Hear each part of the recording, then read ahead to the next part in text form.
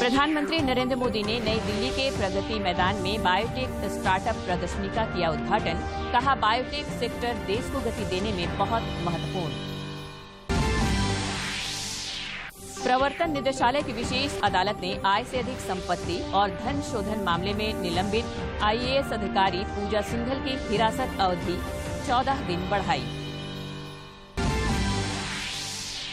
धरती आबा भगवान बिरसा मुंडा की पुण्यतिथि पर आज राज्य भर में कई कार्यक्रमों का आयोजन। राज्यपाल रमेश बैस और मुख्यमंत्री हेमंत सोरेन ने बिरसा मुंडा को दी श्रद्धांजलि।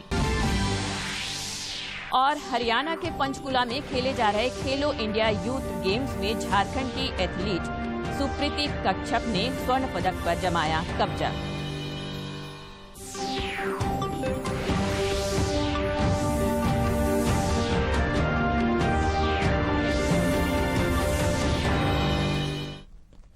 नमस्कार, खबरें झारखंड में आपका स्वागत है। मैं हूं रोज उरांव और अब समाचार विस्तार से। प्रधानमंत्री नरेंद्र मोदी ने आज नई दिल्ली के प्रगति मैदान में बायोटेक स्टार्टअप प्रदर्शनी 2022 का उद्घाटन किया। इस दौरान उन्होंने कहा कि बायोटेक सेक्टर देश को गति देने में बहुत महत्वपूर्ण भूमिका निभाएगा। एक्सपर्ट्स, निवेशक, एसएमई और स्टार्टअप सहित इंडस्ट्री के सभी साथी, देवी और सज्जनों, देश की पहली बायोटेक स्टार्टअप एक्सपो इस आयोजन के लिए, इसमें हिस्सा लेने के लिए और भारत की एक शक्ति का दुनिया को परिचय कराने के लिए मैं आप सबको बहुत बहुत बधाई देता हूं।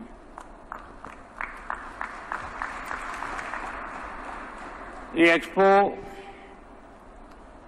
भारत के बायोटेक सेक्टर की एक्सपोनेंशियल जो ग्रोथ का प्रतिबिंब है। बीते 8 साल में भारत की बायो इकोनॉमी 8 गुना बढ़ गई है। 10 अरब डॉलर से 80 अरब डॉलर तक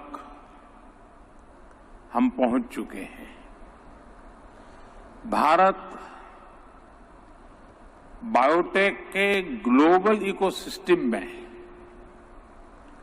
टॉप 10 देशों की लीग में पहुंचने से ज्यादा दूर नहीं है। नए भारत की इस नई छलांग में biotechnology industry research assistance council यानी बायरेक की बड़ी भूमिका रही है। बीते वर्षों में भारत में बायो इकोनॉमी का, रिसर्च और इनोवेशन का जो अभूतपूर्व विस्तार हुआ है, उसमें बायरेक का अहम कंट्रीब्यूशन रहा है। मैं आप सभी को बायरेक के 10 वर्ष की सफल यात्रा के लिए, इस महत्वपूर्ण पड़ाव पर अनेक अनेक बधाई देता हूं।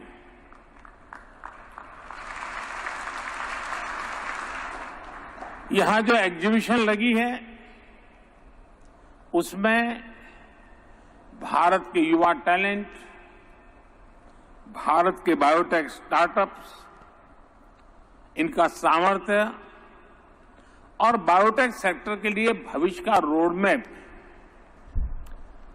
बहुत बखूबी, सुंदरतापूर्वक वहां प्रस्तुत किया गया है। ऐसे समय में जब भारत अपनी आजादी के अमृत महोत्सव मना रहा है, अगले 25 वर्षों के लिए नए लक्ष्य तय कर रहा है, तब बायोटेक सेक्टर देश के विकास को नई गति देने के लिए बहुत महत्वपूर्ण है। केंद्रीय मंत्रिमंडल की आर्थिक कार्य समिति ने आगामी खरीफ फसल के लिए न्यूनतम समर्थन मूल्य में बढ़ोतरी की है। सूचना और प्रसारण मंत्री अनुराग सिंह ठाकुर ने नई दिल्ली में बताया कि यह वृद्धि अखिल भारतीय औसत उत्पादन लागत से कम 1.5 गुना अधिक है। किसानों के कल्याण के लिए हमेशा से ही प्रतिबद्ध रही है और लगातार उनके हितों के लिए फैसले लेती रही है। किसानों की आय बढ़ाने के लिए मोदी सरकार ने बुधवार को फिर एक बड़ा फैसला लिया। इस बार 2022-23 की खरीफ की सभी 14 फसलों और उनकी वैरायटी सहित 17 फसलों के न्यूनतम समर्थन मूल्य में इजाफे का फैसला किया गया है। बुधवार को ही प्रधानमंत्री नरेंद्र मोदी की अध्यक्षता में आर्थिक मामलों की मंत्रिमंडलीय समिति यानी CCEA की बैठक में इसे मंजूरी दी गई। सरकार ने MSP में लागत का 50 से 85% तक का इजाफा किया है। उत्पादन लागत में परसेंटेज वाइज अगर मैं आपको बताऊं तो तिल में 50%, मूंग पर 50%, सूरजमुखी बीज पर 56%, राम तिल पर 50%, कपास मध्यम रेशा पर 50%, सोयाबीन पर 53%, तूर पर 60%, उड़द पर 59%, मूंगफली पर 51%, जवार हाइब्रिड पर 50% और रागी पर 50%, धान पर 50%, बाजरा पर 85% और मक्का पर 50%। आंकड़ों पर गौर करें तो सामान्य धान पर 100 रुपए MSP बढ़ाया गया है, जिसके बाद नया MSP 2040 रुपए हो गया है। ग्रेड A धान पर MSP 100 रुपए बढ़ाया गया है, जिसके बाद नया MSP 2060 रुपए हो गया है। हाइब्रिड ज्वार पर MSP 232 रुपए बढ़ाया गया है, जिसके बाद नया MSP 2970 रुपए हो गया है। ज्वार माल दंडी पर MSP 232 रुपए बढ़ाया गया, जिसके बाद अब नया MSP 2990 रुपए हो गया है। बाजरा में 100 रुपए की बढ़ोतरी की गई है, जिसके बाद नया MSP 2350 रुपए हो गया है। रागी पर 201 रुपए की बढ़ोतरी की गई है, जिसके बाद नया MSP 3578 रुपए हो गया है। मक्के पर 92 रुपए बढ़ाए गए हैं, जिसके बाद नया MSP 1962 रुपए हो गया है। तूर पर 300 रुपए MSP बढ़ाया गया है, जिसके बाद नया MSP 6600 रुपए हो गया है। मूंग पर 480 रुपए बढ़ाया गया है, जिसके बाद नया MSP 7755 रुपए हो गया है। उड़द पर 300 रुपए बढ़ाया गया है, जिसके बाद नया MSP 6600 रुपए हो गया है। मूंगफली पर 300 रुपए का इजाफा किया गया है, जिसके बाद नया न्यूनतम समर्थन मूल्य 5850 रुपए हो गया है। सूरजमुखी बीज पर 385 रुपए की बढ़ोतरी की गई है, जिसके बाद नया MSP 6400 रुपए हो गया है। पीले सोयाबीन पर 350 रुपए की MSP बढ़ोतरी की गई है, जिसके बाद नया MSP 4300 रुपए हो गया है। तिल पर 523 रुपए का इजाफा किया गया है, जिसके बाद नया न्यूनतम समर्थन मूल्य 7830 रुपए हो गया है। राम तिल पर 357 रुपए बढ़ाया गया है, जिसके बाद नया MSP 7287 रुपए हो गया है। कपास मध्यम पर 354 रुपए बढ़ाए गए हैं, जिसके बाद नया MSP 6080 रुपए हो गया है। कपास लंबा पर 355 रुपए की बढ़ोतरी की गई है, जिसके बाद नया न्यूनतम समर्थन मूल्य 6380 रुपए हो गया है। केंद्रीय मंत्री अनुराग सिंह ठाकुर ने कहा कि सरकार ने लागत पर 50% से ज्यादा मुनाफा देने का वादा किया था, जिसे पूरा किया गया है। 8 फसलों पर लागत से कम 50% का मुनाफा दिया गया है, जबकि बाकी में 85% तक का लागत पर मुनाफा दिया गया है। 2014 से पहले 1-2 फसलों पर ही खरीद होती थी, लेकिन नरेंद्र मोदी सरकार आने के बाद बाकी फसलों को भी इसमें जोड़ा गया और किसानों की आय में बढ़ोतरी की गई। सरकार ने कहा है कि किसानों के कल्याण के लिए पिछले 8 साल में सरकार ने तमाम कदम उठाए हैं, जिससे उनकी आय बढ़ाने में मदद मिल रही है। फर्टिलाइजर की उपलब्धता के बारे में सरकार ने कहा है कि सरकार ने आपदा के समय में भी देश के किसानों को फर्टिलाइजर की कमी नहीं होने दी और आगे भी नहीं होने देगी। जहाँ दुनिया भर में फर्टिलाइजर का संकट था, हमने भारत में ऐसी कोई स्थिति पैदा नहीं होने दी। आपदा के समय भी जहाँ एक और आप सबके लिए भी और देश भर के लिए मुफ्त वैक्सीन उपलब्ध कराई, वहीं पर किसानों के लिए फर्टिलाइजर की कमी ना आए। रॉ मटेरियल की पूरी दुनिया भर में कमी है, उसके बावजूद देश के किसानों को फर्टिलाइजर की कमी नहीं होने दी। दरअसल MSP वो न्यूनतम समर्थन मूल्य है जिस पर सरकार किसानों से फसल खरीदी करती है, यानी सरकार किसान से खरीदी जाने वाली फसल पर उसे जो न्यूनतम पैसे चुकाती है वही MSP होता है। इससे नीचे किसानों को उनकी फसलों के लिए भुगतान नहीं किया जाता। किसी फसल का MSP इसलिए तय किया जाता है ताकि किसानों को किसी भी हालत में उनकी फसल के लिए एक वाजिब न्यूनतम मूल्य मिलता रहे। दिल्ली से कुमार आलोक के साथ ब्यूरो रिपोर्ट। झारखंड समेत देश भर में पिछले कुछ दिनों से कोरोना संक्रमण का दायरा बढ़ता जा रहा है। देश में पिछले 24 घंटे के दौरान कोरोना के 7,240 नए संक्रमितों की पहचान की गई, जबकि इस अवधि में 3,591 संक्रमित स्वस्थ भी हुए हैं। पिछले 24 घंटों में 7,240 मामले दर्ज किए गए कोविड के, वहीं पिछले 24 घंटों में 3,591 मरीज उपचार करवाकर स्वस्थ हो चुके हैं, जिसके बाद देश में रिकवरी रेट 98.71% हो गया है। वहीं साप्ताहिक पॉजिटिविटी रेट वर्तमान में 1.31% दर्ज किया गया। दैनिक पॉजिटिविटी रेट भी 2.13% दर्ज किया गया है। देश में कोरोना को शिकस्त देने में टीकाकरण अभियान भी बेहद कारगर सिद्ध हुआ है और अब तक 1,94,59,81,000 से अधिक कोविड रोधी टीके लगाए जा चुके हैं। विश्व स्वास्थ्य संगठन ने कहा है कि 29 देशों में 29,000 से अधिक मामले सामने आए हैं। हालांकि इन देशों में मंकी पॉक्स से किसी की मौत नहीं हुई है। ये बीमारी 9 अफ्रीकी देशों में इंसानों में स्थानिक है, लेकिन पिछले 1 महीने में कई अन्य देशों में इसके फैलने की सूचना मिली है, जिनमें से ज्यादातर यूरोप में है। विश्व स्वास्थ्य संगठन ने आने वाले दिनों में नैदानिक देखभाल, संक्रमण की रोकथाम और नियंत्रण, टीकाकरण और सामुदायिक सुरक्षा पर गाइडलाइन जारी की है। विश्व स्वास्थ्य संगठन ने कहा कि लक्षणों वाले लोगों को घर पर अलग थलग रहना चाहिए और स्वास्थ्य कार्यकर्ताओं से सलाह लेनी चाहिए, जबकि एक ही घर के लोगों को निकट संपर्क से बचना चाहिए। मांडर विधानसभा उपचुनाव के लिए आज नाम वापसी का अंतिम दिन है। इससे पहले 7 जून को नामांकन पत्रों की जांच में 4 अभ्यर्थियों का पर्चा रद्द कर दिया गया था। वहीं अन्य 15 अभ्यर्थियों का पर्चा सही पाया गया था। चुनाव आयोग की ओर से जारी अधिसूचना के अनुसार उपचुनाव को लेकर 23 जून को मतदान और 26 जून को वोटों की गिनती होगी।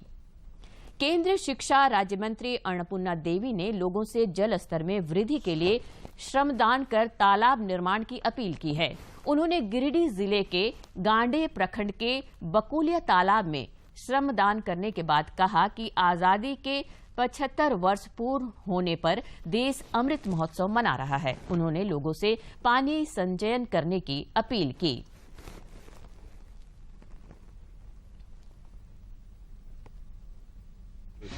इसके साथ ही साथ आदरणीय प्रधानमंत्री जी हमेशा आम जन को प्रेरित करते हैं जल संचय के लिए। जो जल संचय बहुत भीषण समस्या है, हर किसी को जल है तो कल है, ये हम एक नारा भी देते।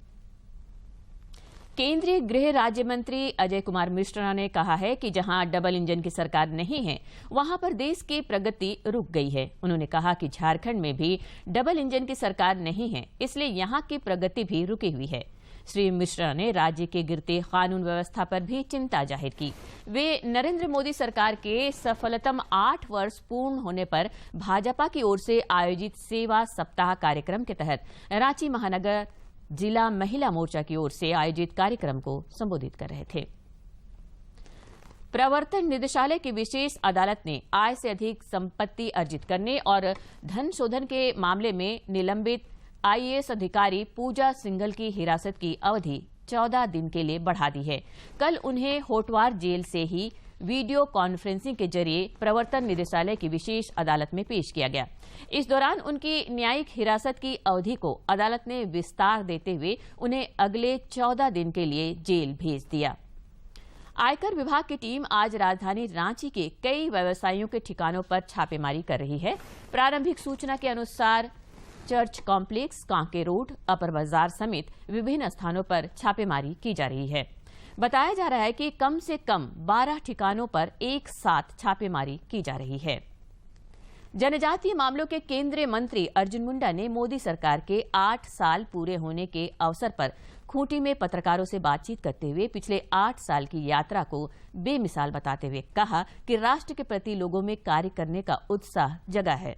उन्होंने मोदी सरकार को सेवा, सुशासन और गरीब कल्याण के प्रति समर्पित करते हुए इस दिशा में उल्लेखनीय कदम बढ़ाया।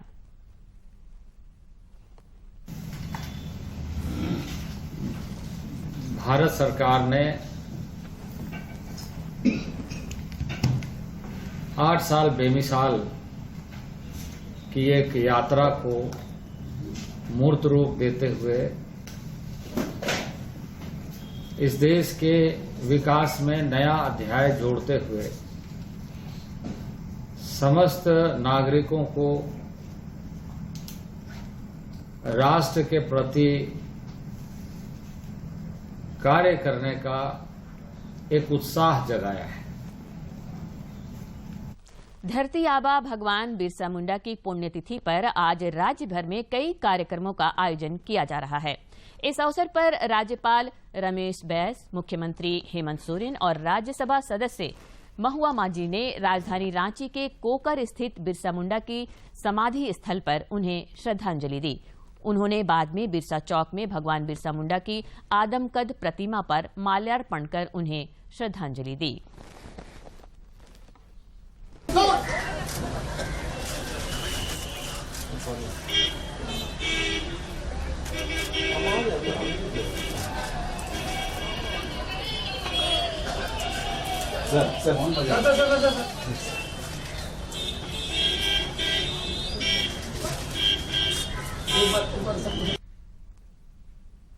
गिरिडीह जिले के डुमरी थाना क्षेत्र के जीतपुर गांव के जोड़ा पहरे के समीप ग्रामीणों ने चोरी के मवेशी से लदा वाहन को पकड़कर आग के हवाले कर दिया। इस दौरान ग्रामीणों ने 2 मवेशी तस्करों को पकड़कर डुमरी पुलिस के हवाले कर दिया। डुमरी थाना प्रभारी राजू मुंडा ने बताया कि 3 मवेशियों की चोरी कर मवेशी तस्कर भागने की फिराक में थे, जिन्हें ग्रामीणों ने पकड़ लिया। एक के साथ आया था सर, उधर का ये सर दानीबास का सर, यहाँ से तो वो बस 2 ही माल थे, वो गाड़ी में ले गए सर, वो खोल के लाते हैं। हरियाणा के पंचकुला में चल रहे खेलो इंडिया यूथ गेम्स में झारखंड की एथलीट सुप्रीति कच्छप ने आज 3000 मीटर की दौड़ में स्वर्ण पदक पर कब्जा जमाया। वहीं 800 मीटर की दौड़ में आशा किरण बरला ने भी पदक जीता।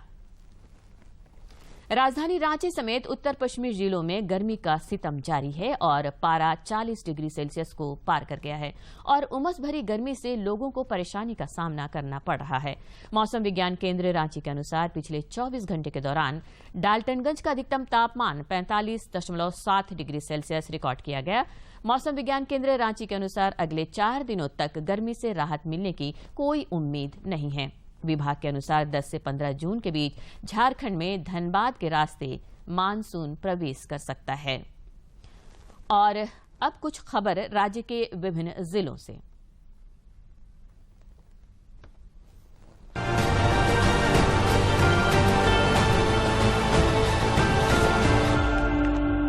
राज्यपाल रमेश बैस से राजभवन में राज्यसभा सांसद महुआ माझी ने मुलाकात की। राज्यपाल से यह उनकी शिष्टाचार भेंट थी। राज्यसभा सांसद बनने के बाद महुआ माझी पहली बार राज्यपाल से मिलने पहुंची थी।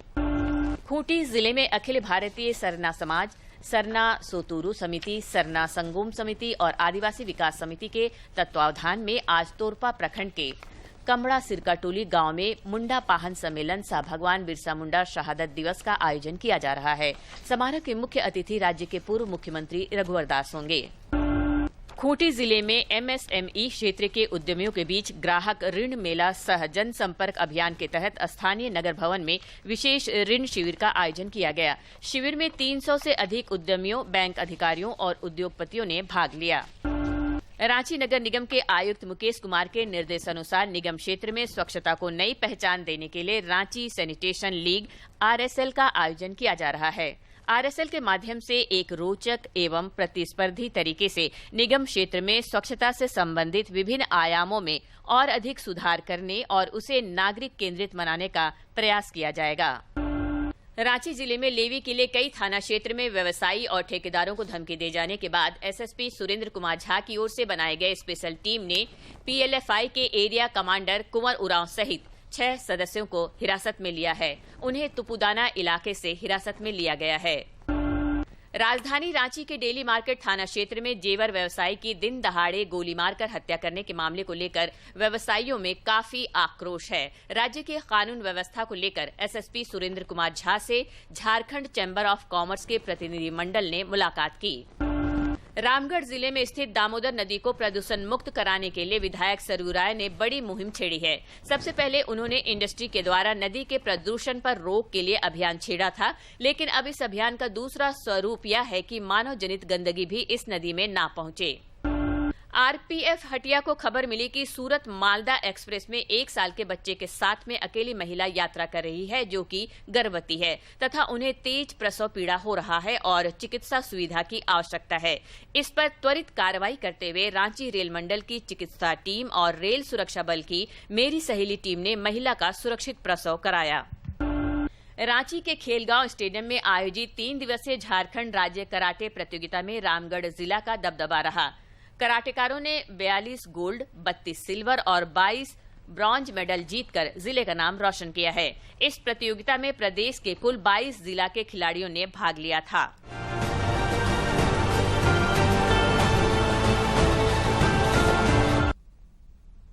और अब बढ़ते हैं समाचार में आगे की ओर।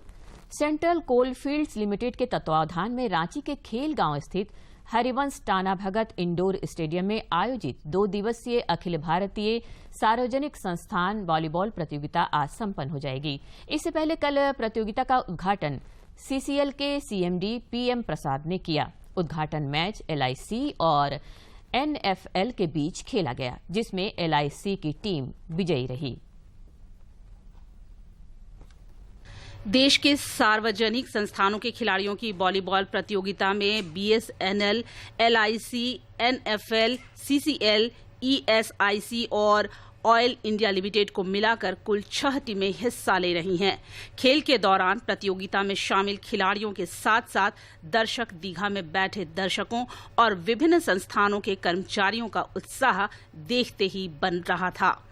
इस वर्ष इस प्रतियोगिता के सफल आयोजन का जिम्मा सीसीएल के कंधों पर सौंपी गई है।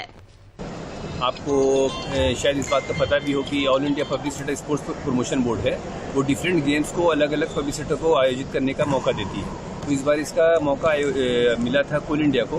कोल इंडिया ने ये रिस्पॉन्सिबिलिटी हम लोगों को दी है और इस साल हम लोग ऑर्गेनाइज कर रहे हैं इसको। इसमें अभी तक 6 टीमें पार्टिसिपेट कर रही है और ये टूर्नामेंट जो है आज शुरू है 8 तारीख को और इसका फाइनल मैचेस जो होगा वो 10 तारीख को होगा। समापन समारोह 10 तारीख को। प्रतियोगिता का उद्घाटन मैच एलआईसी और एनएफएल की टीमों के बीच खेला गया। इस दौरान खिलाड़ियों में खासा उत्साह देखा गया। खिलाड़ियों ने कहा कि भाग दौड़ भरी जिंदगी और काम के थकान में से कुछ समय लोगों को खेल के लिए भी निकालना चाहिए, क्योंकि खेलने से सिर्फ बॉडी फिट नहीं रहता, मेंटल स्ट्रेंथ भी बढ़ता है। इसी काम को जब हम चैलेंज की तरह लेते हैं तो एक स्पोर्टिंग भाव से जब लेते हैं तो वो काम हमारा आसान हो जाता है। प्लस जो हमारा वॉलीबॉल गेम है एक टीम गेम है, तो कोई भी काम करने के लिए एक टीम भावना का हमें इंट्रोडक्शन कराता है, उसे बताता है कि टीम से कैसे किसी काम को हम कर सकते हैं। देश भर से जुटे विभिन्न संस्थानों के खिलाड़ी अपनी अपनी जीत के दावे कर रहे हैं, लेकिन जीत का सेहरा किस संस्थान के खिलाड़ियों के सिर पर सजता है, यह 10 जून को इस प्रतियोगिता के समापन पर ही पता चलेगा। रांची से अवधेश गौतम की रिपोर्ट। भारत और दक्षिण अफ्रीका के बीच 5 मैचों की T20 श्रृंखला का पहला मैच आज शाम 7 बजे दिल्ली के अरुण जेटली स्टेडियम में खेला जाएगा। भारतीय टीम के कप्तान ऋषभ पंत होंगे, जबकि हार्दिक पांड्या को उप कप्तान बनाया गया है।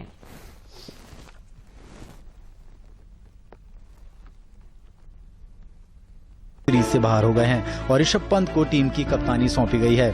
बीसीसीआई ने जानकारी देते हुए लिखा, मंगलवार शाम नेट्स में बल्लेबाजी करते हुए राहुल दाएं हाथ में चोट लगा बैठे। वहीं चाइनामैन गेंदबाज कुलदीप यादव भी T20 सीरीज से बाहर हो गए हैं। पंत भारत के 8वें T20 कप्तान होंगे।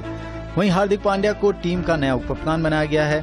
पंत को आईपीएल में दिल्ली कैपिटल्स की कप्तानी का अनुभव है। इससे पहले पंत केएल राहुल के ड्यूटी बनाए गए थे। इस सीरीज के लिए रेगुलर कैप्टन रोहित शर्मा और विराट कोहली समेत कई सीनियर खिलाड़ियों को आराम दिया गया है। इन दोनों के अलावा जसप्रीत बुमराह और मोहम्मद शामी को भी आराम दिया गया है। अब केएल राहुल की गैर मौजूदगी में ईशान किशन और ऋतुराज गायकवाड़ इस सीरीज में ओपनिंग करते दिखाई दे सकते हैं। वहीं तीसरे नंबर पर श्रेयस अय्यर और चौथे नंबर पर पंत और 5वें नंबर पर हार्दिक पांड्या बल्लेबाजी करने उतरेंगे। तेज गेंदबाजी की कमान भुवनेश्वर कुमार, हर्षल पटेल के हाथों में हो सकती है। वहीं युजवेंद्र चहल स्पिन की जिम्मेदारी संभालेंगे। उमरान मलिक को पहली बार टीम इंडिया में खेलने का मौका मिल सकता है। It's a very good feeling. Didn't came under very good circumstances, but at the same time I'm feeling happy. I would like to thank BCCI for giving me this opportunity to lead the Indian side. I'll try to make most of it. But first of all, thank you to all my well-wishers throughout my journey for supporting me through my thick and thin of a cricketing career. But I would like to make this as a base and keep improving and keep making my life better and better each and every day. दक्षिण Africa की team 2019 के बाद पहली बार भारत में T20 series खेलेगी। अब तक 2 बार उसे भारतीय जमीन पर T20 सीरीज में खेलने का मौका मिला है। 2015 में 3 मैचों की सीरीज में अफ्रीकी टीम 2-0 से जीती थी। उसके बाद 2019 में 3 मैचों की सीरीज 1-1 से बराबरी पर छूटी थी। दोनों टीमों के बीच 6 T20 सीरीज खेली जा चुकी है। Look, I mean, we expected it to be hot. Obviously, not this hot. I think we're fortunate that the games are being played at night. So it does at night. It's not as it is bearable at night. But yeah, during the day, I guess guys are trying to look after themselves as much as possible. इससे पहले भारत ने लगातार 12 मुकाबले जीते हैं और वो record बनाने से एक कदम दूर है। वहीं दक्षिण अफ्रीकी टीम के कप्तान भारतीय सरजमीं पर लोहा मनवाने को तैयार हैं। अब देखना दिलचस्प होगा कि कौन सी टीम जीत के साथ आगाज करती है। दिल्ली के अरुण जेटली स्टेडियम पर गुरुवार से भारत और दक्षिण अफ्रीका के बीच 5 T20 मुकाबलों की सीरीज की शुरुआत होगी और ऋषभ पंत के लिए अच्छी खबर है कि उनको टीम इंडिया की कप्तानी करने का मौका मिलेगा। ऐसे में देखना दिलचस्प होगा कि क्या ऋषभ पंत के नेतृत्व में भारतीय टीम जीत के साथ अपने अभियान की शुरुआत करती है और किस तरह दक्षिण अफ्रीका की टीम उनका सामना करती है। कैमरामैन राकेश के साथ। फ्रांस में चल रहे पैरा शूटिंग विश्व कप में भारतीय निशानेबाज रुबीना और मनीष की जोड़ी ने स्वर्ण पदक पर कब्जा जमाया। टीम को हराकर स्वर्ण पदक जीता है। बुधवार के दिन खेले गए खिताबी मुकाबले में भारतीय जोड़ी ने यांग चाओ और मिन ली की चीन की जोड़ी को 17-11 से हराकर खिताब अपने नाम किया। इससे पहले नरवाल और रुबीना ने 565 के विश्व रिकॉर्ड क्वालिफाई स्कोर के साथ फाइनल में जगह बनाने में सफलता हासिल की थी। उनकी उपलब्धि पर प्रधानमंत्री नरेंद्र मोदी ने ट्वीट कर बधाई दी है। प्रधानमंत्री नरेंद्र मोदी ने पैरा शूटिंग विश्व कप में रुबीना और मनीष को स्वर्ण पदक जीतने पर बधाई दी है। रीना फ्रांसिस पर गर्व है कि उन्होंने चैटोरॉक्स 2022 में 10 मीटर एयर पिस्टल मिश्रित स्पर्धा में स्वर्ण पदक जीता। उन्हें इस विशेष जीत के लिए बधाई। उनके आगामी प्रयासों के लिए शुभकामनाएं। और अंत में मुख्य समाचार एक बार फिर। प्रधानमंत्री नरेंद्र मोदी ने नई दिल्ली के प्रगति मैदान में बायोटेक स्टार्टअप प्रदर्शनी का किया उद्घाटन। कहा, बायोटेक सेक्टर देश को गति देने में बहुत महत्वपूर्ण। प्रवर्तन निदेशालय की विशेष अदालत ने आय से अधिक संपत्ति और धन शोधन मामले में निलंबित आईएएस अधिकारी पूजा सिंघल की हिरासत अवधि 14 दिन बढ़ाई। धरती आबा भगवान बिरसा मुंडा की पुण्यतिथि पर आज राज्य भर में कई कार्यक्रमों का आयोजन। राज्यपाल रमेश बैस और मुख्यमंत्री हेमंत सोरेन ने बिरसा मुंडा को दी श्रद्धांजलि। और हरियाणा के पंचकुला में खेले जा रहे खेलो इंडिया यूथ गेम्स में झारखंड की एथलीट सुप्रीति कच्छप ने स्वर्ण पदक पर जमाया कब्जा।